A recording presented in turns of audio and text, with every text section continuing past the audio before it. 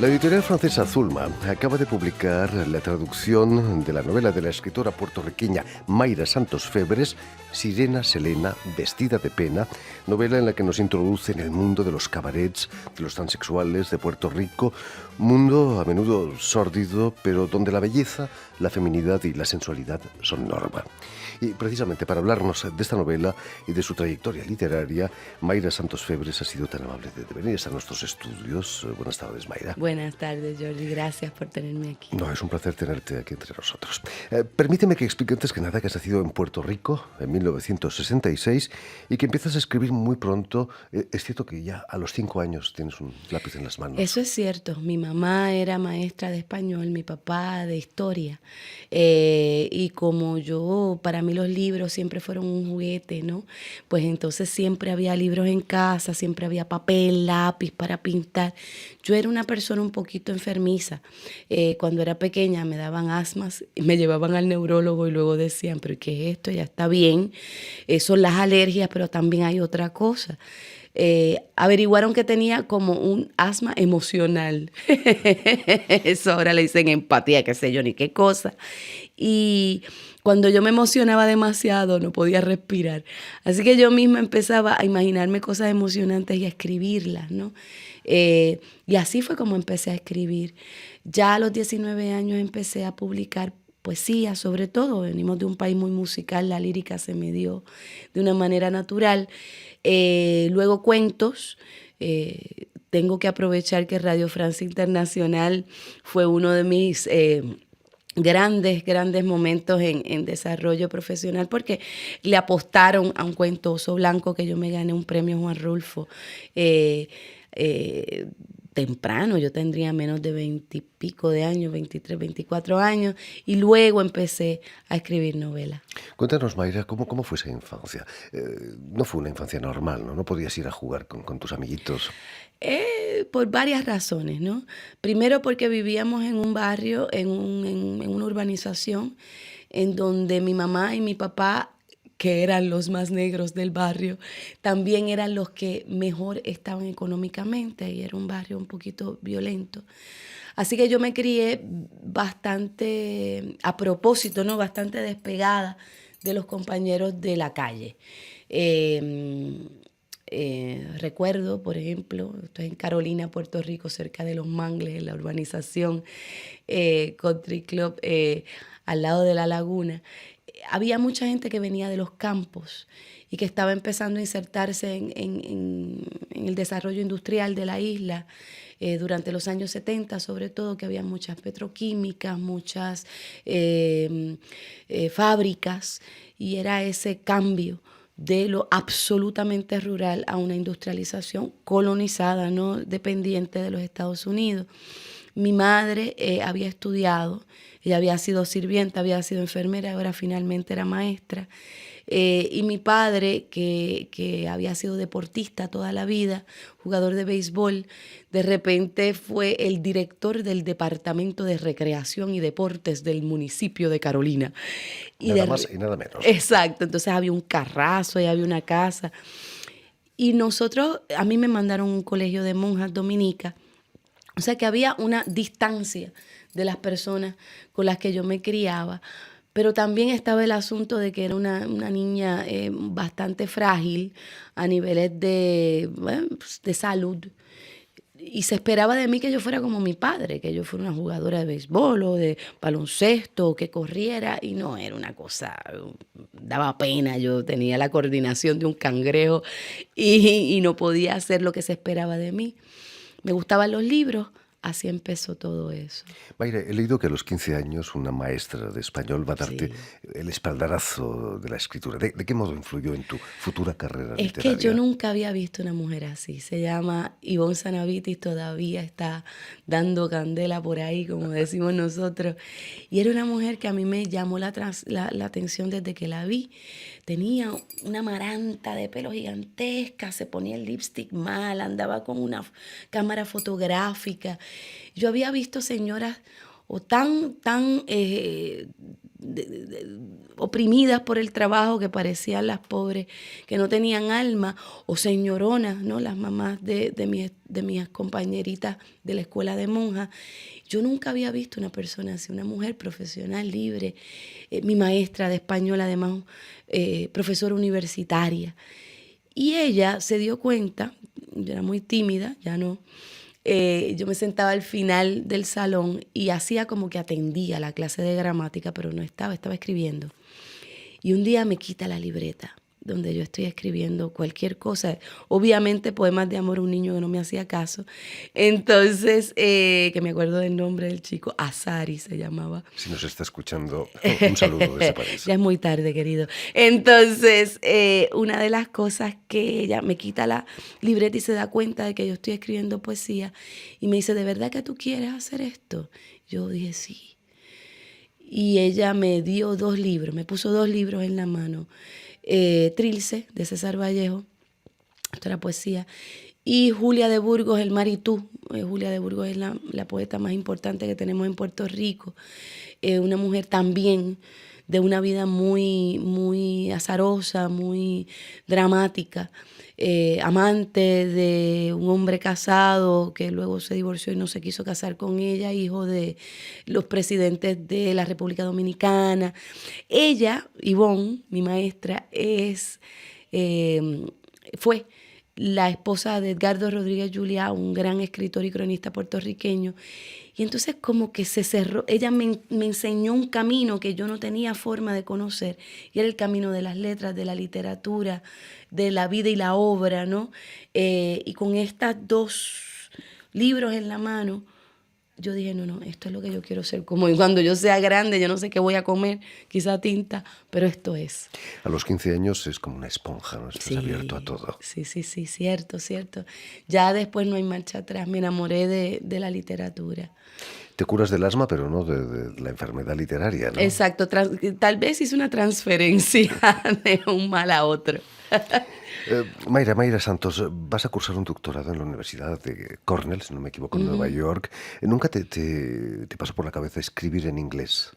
No, es que uno tiene una relación muy cercana con las lenguas, sobre todo si son relaciones creativas. Yo me manejo muy bien en el inglés, hice un doctorado en inglés, hice mi tesis en inglés, puedo escribir ensayos en inglés, pero literatura, o sea, esa cosa con la que uno sueña, esa lengua en la que uno puede expresar y resonar, hacer resonar al otro lo que tú sientes, es muy difícil, no tenía la posibilidad. Como nos decías antes, hace 20 años ganas el premio de cuento de Radio Francia, Juan sí. Rulfo de Radio Francia Internacional. ¿Cambió de qué modo tu vida después de ese premio? Ese fue mi primer premio, o sea, yo me había ganado un premio anterior en Puerto Rico a los 19 años escribiendo poesía, pero yo no sabía muy bien qué hacer con eso. Y la isla es pequeña, Puerto Rico es una isla de 3 millones de habitantes, hay 4 millones ahora que viven afuera, en diferentes lugares del mundo, sobre todo en Chicago, en Hartford, ya no tanto en Nueva York, pero en muchos lugares de Estados Unidos, y somos un pueblo caribeño, es decir, un pueblo transeúnte. Bueno, ahora todo el mundo es así. Estamos en la globalización, gracias al cielo, ojalá y eso siga pasando. Pero una de las cosas que pasa también en lugares muy pequeños es que esta validación de que te entienden desde afuera de repente te abre al mundo. A uno se le olvida cuando vive en una isla.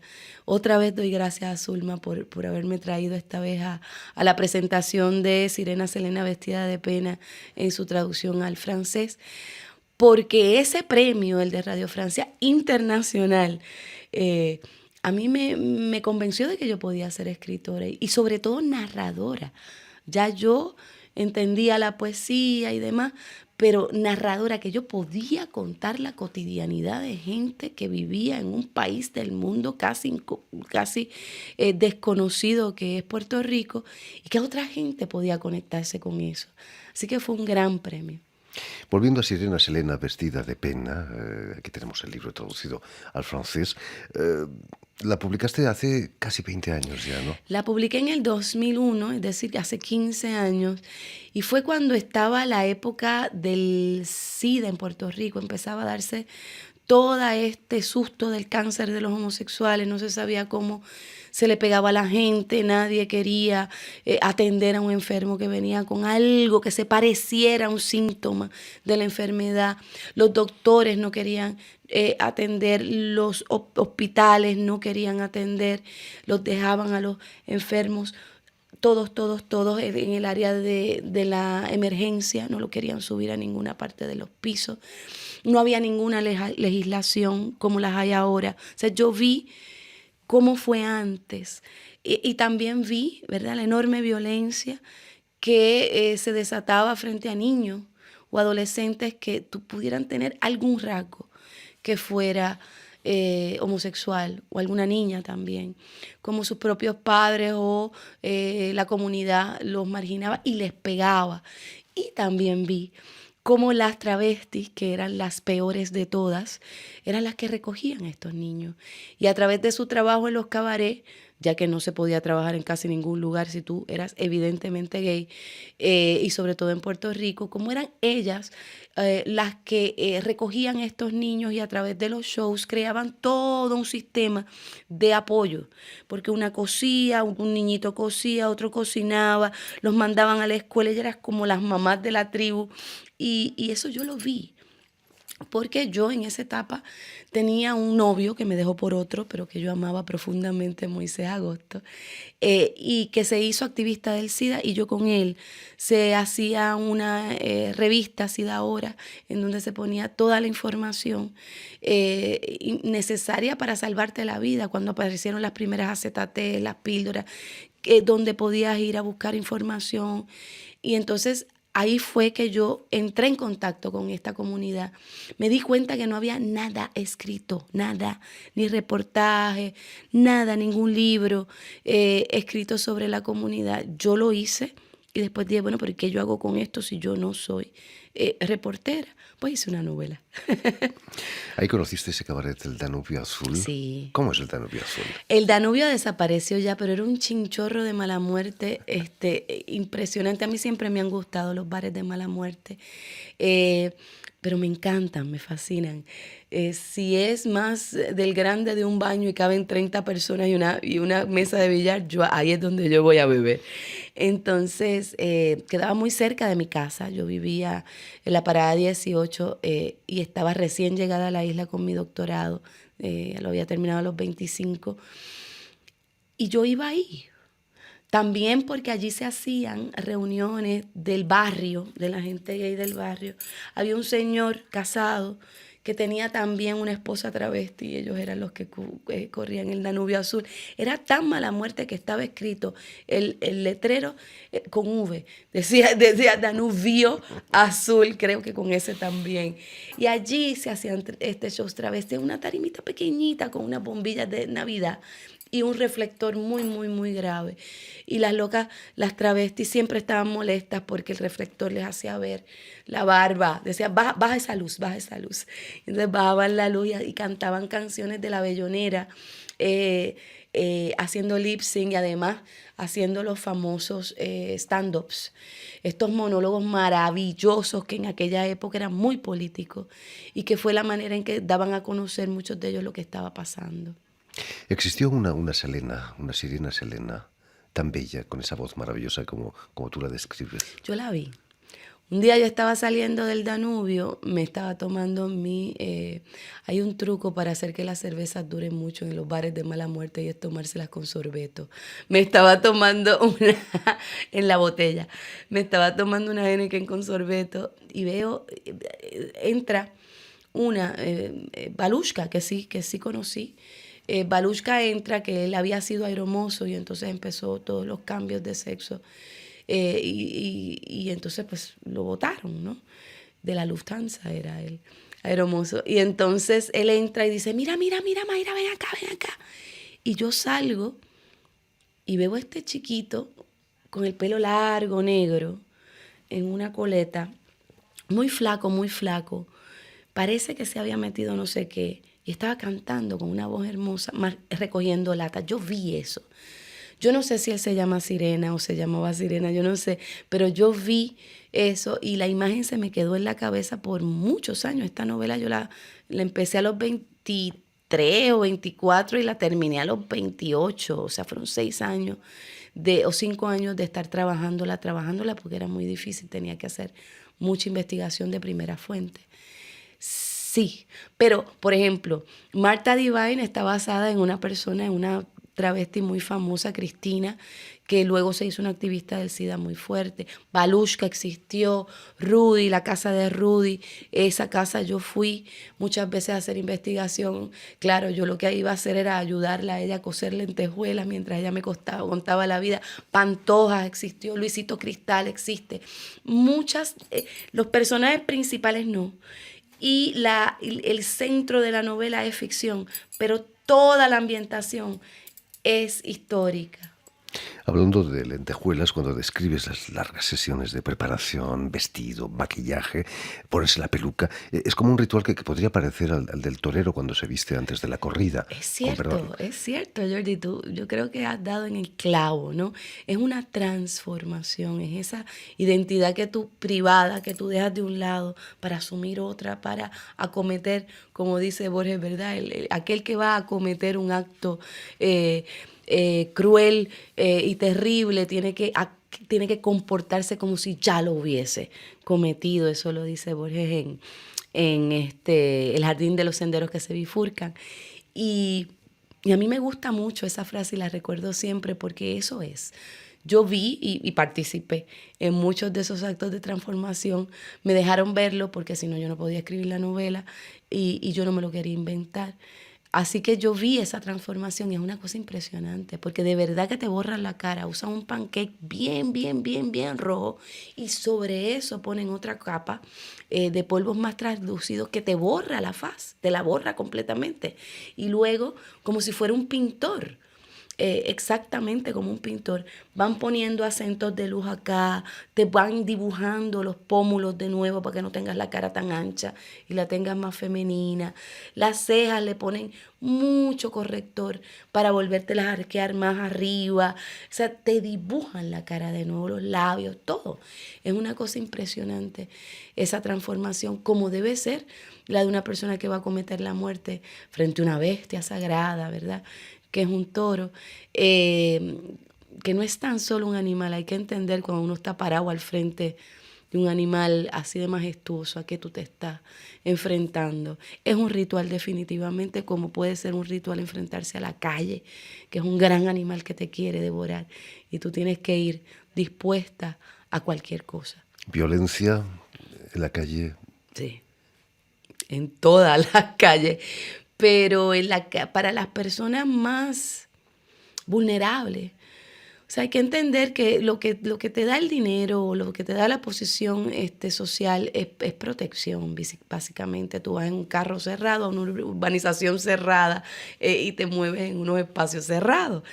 Entonces, pero ¿qué pasa cuando tú eres un niño de 15 años que no tienes familia y lo único que tienes es la voz y el cuerpo para sobrevivir?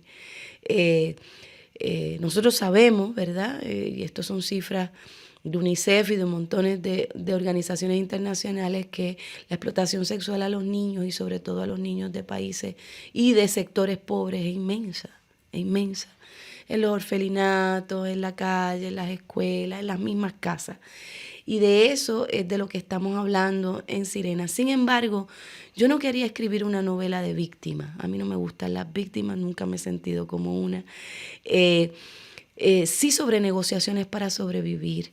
Las mismas, no tan drásticas como las hice yo, pero todos hacemos. Y la solidaridad entre ellas. Y sobre todo la solidaridad como única esperanza.